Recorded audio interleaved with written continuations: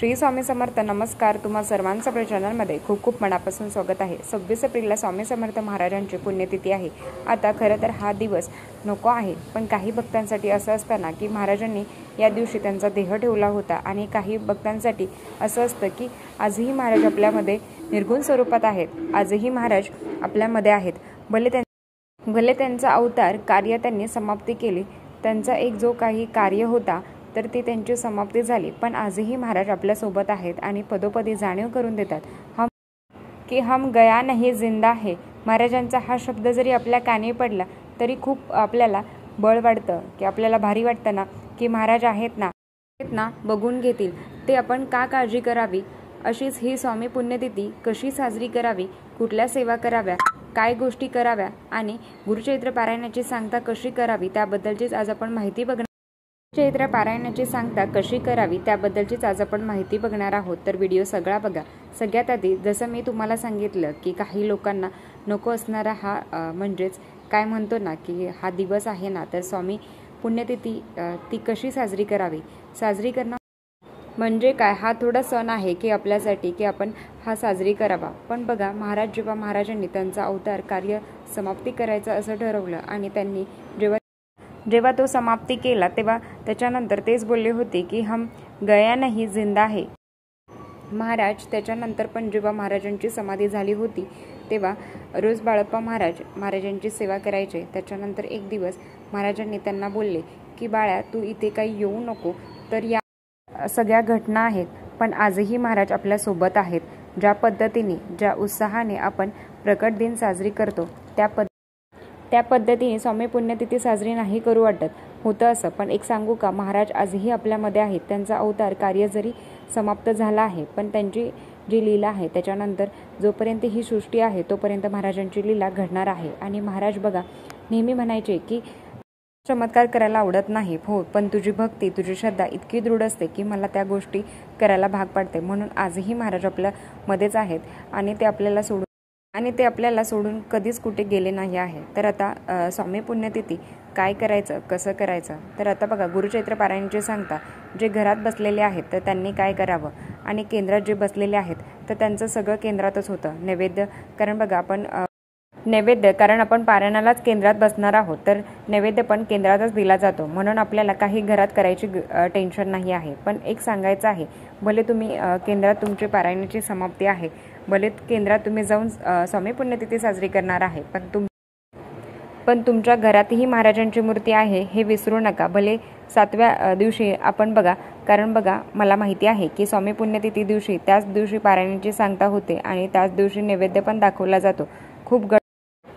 खूप जास्त गडबड असते, तरीसुद्धा लवकर उठून आपल्याला घरातली देवपूजा आधी करायची आहे. तर तुम्ही करतच असाल, कारण बघा 8 वाजता आपल्या ग्रंथाचे वाचन असतं. तर आपल्याला बघा घरातली देवपूजा करायची, महाराजांच्या मूर्तीवर अभिषेक करायचा. तर त्या दिवशी महाराजांच्या मूर्तीवर अभिषेक करायचा, सगळं तुमचं कार्य करायचं आणि मग तुम्ही केंद्रात जायचं.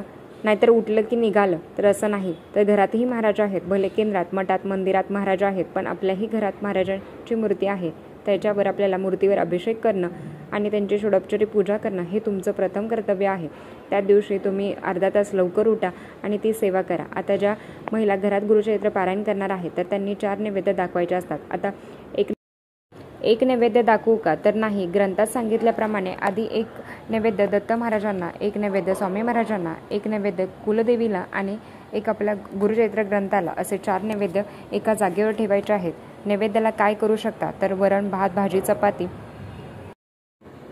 काहीतरी गोड. आता गोड तुम्हाला करता येईल. आता महाराजांना पुरणपोळी आवडायची तर ते तुम्ही करू शकता. श्रावणी शेंगा, गुरुचरित्र ग्रंथामध्ये घेवड्याच्या शेंगा ज्याला आपण म्हणतो तर ते उल्लेख केलेला आहे. ते आवर्जून तुम्ही घेवड्याच्या भाजी शेंगा ती आवर्जून तुम्हाला नैवेद्याला ठेवायची आहे. तर ती महाराजांना आवडायची आणि गुरुचरित्र ग्रंथामध्ये त्याचा उल्लेख केलेला आहे. म्हणून घेवड्याच्या शेंगा ज्याला आपण म्हणतो त्याचा उल्लेख केलेला आहे. तर ते आवर्जून घेवड्याची भाजी आवर्जून नैवेद्याला ठेवावी. तर ती महाराजांना पण आवडायची आणि गुरुचरित्र ग्रंथामध्ये त्याचा उल्लेख केलेला आहे. म्हणून घेवड्याच्या शेंगा, श्रावणी शेंगा तर ज्याला आपण म्हणतो तर ती भाजी तुम्ही करायची आहे. तर साधे वरण भात भाजी, अगदी गोड, जरी शिरा जरी केला किंवा जरी खीर केली, जे तुम्हाला यथाशक्ती करायचं असेल ते तुम्ही करू शकता. ग्रंथात सांगितल्याप्रमाणे ब्राह्मण जोडपं जेव घालायचं असतं. तर तुम्हाला ब्राह्मण जोडपं जेव घालणं शक्य असेल किंवा तुमच्याकडे जर आलं तर आवर्जून ब्राह्मण जोडपं जेव घालायचं आहे. आणि आता बघा ब्राह्मण जोडपं नाही मिळालं तर काय तुम्ही तर शिदा कोरडा शिदा तुम्ही देऊ शकता. मग तुम्ही ब्राह्मण जोडपाला देऊ शकता. आता बऱ्याच वेळा लोकांचं असं असतं की ब्राह्मण जोडपं का तर तिथे उल्लेख केलेला आहे की तुम्ही ब्राह्मण जोडप्याला तुम्ही जेव घालू शकता. आता का केलेलं आहे तर याचं उत्तर माझ्याकडे नाही आहे. तुमची इच्छा असेल तर तुम्ही ब्राह्मण जोडप्याला जेव घालू शकता. तुम्हाला वाटतं की आपल्याला दुसरं जोडपं जेव घालायचं आहे तर त्यांना जेव घालू शकता. तुमची इच्छा असेल तर त्यांना जेव घालावं आणि जे काही तुम्ही केलेलं आहे तर ते त्यांना द्यावं. आणि एक शिदा असतो तर कोरडा शिदा तुम्ही ब्राह्मणाला देऊ शकता. या पद्धतीने तुम्ही करू शकता.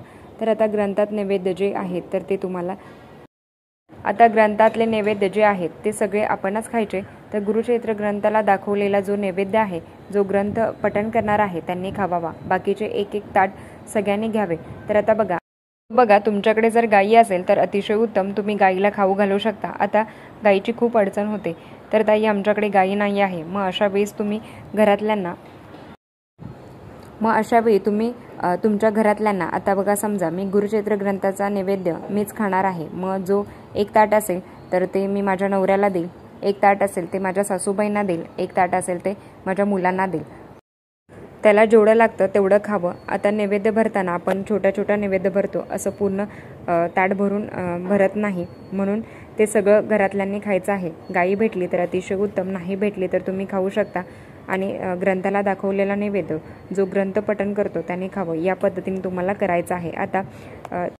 आता ते झालं. मांडणी कधी उचलायची तर तुम्ही मांडणी लगेच उचलू शकता, म्हणजेच गुरुचरित्र ग्रंथ हलवायचा. बघा एक सांगायचं आहे की गुरुचरित्र ग्रंथ पूर्ण वाचून झाल्यावर अध्याय पहिल्यामधला 5 ओळी तुम्हाला वाचायच्या असतात. तुम्हाला हे माहिती असेल.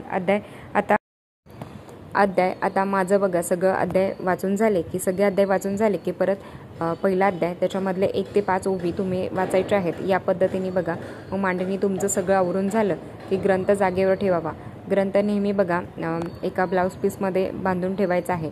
ग्रंथ अशा ठिकाणी ठेवायचा आहे की वारंवार तिथे हात लागणार नाही अशा ठिकाणी ग्रंथ ठेवायचा आहे. आणि जो नारळ आहे तर तो तुम्ही वाढवू शकता आणि तो तुम्ही खाऊ शकता. आणि जे पाणी आहे ते तुळशीला न ओतता कुठल्याही झाडाला तुम्ही घालू शकता. 1 रुपया आणि सुपारी आहे तर ती तशीच ठेवायची आहे. आणि विड्याची पानं ही निर्मला टाकायची आहेत. तर महाराजांची मूर्ती जागेवर ठेवायची आहे, महाराजांचा फोटो जागेवर ठेवायचा आहे. या पद्धतीने तुम्ही करू शकता. आता हे झालं घरातले पारायण करणार आहात त्यांच्यासाठी. तर केंद्रात जरी पारायण करणार असाल तरी घरातली देवपूजा करा.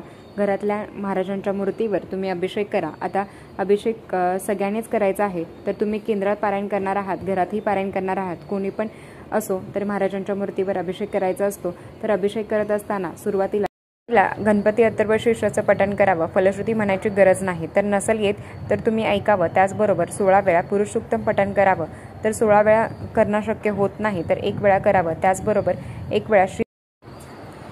वेळा पुरुष सूक्तम, 1 वेळा श्री सूक्तम, 1 वेळा पौनाम सूक्तम आणि रामरक्षा 1 ते 9 ओळीपर्यंत तुम्हाला रामरक्षा पठण करायचे आहे. हे सगळं म्हणत असताना महाराजांच्या मूर्तीवर अभिषेक करायचा आहे. अभिषेक करून झाल्यावर मूर्ती तामणातून बाहेर काढायची आहे. छानपैकी वस्त्राने तुम्हाला मूर्ती महाराजांची स्वच्छ करून घ्यायची आहे आणि तुम्हाला हिनात तर लावून घ्यायचा आहे. महाराजांना अष्टीगंध तुम्हाला केशरयुक्त अष्टीगंध लावून घ्यायचा आहे. वस्त्र परिधान करायचं आहे. हार असेल तर हार, चाफ्याचं फूल मिळालं तर अर्पण करायचं आहे. या पद्धतीने आपल्याला साजरी करायचं आहे. तर या दिवशी तुम्हाला महाराजांची मूर्ती स्थापना करायची असेल तर तुम्ही करू शकता.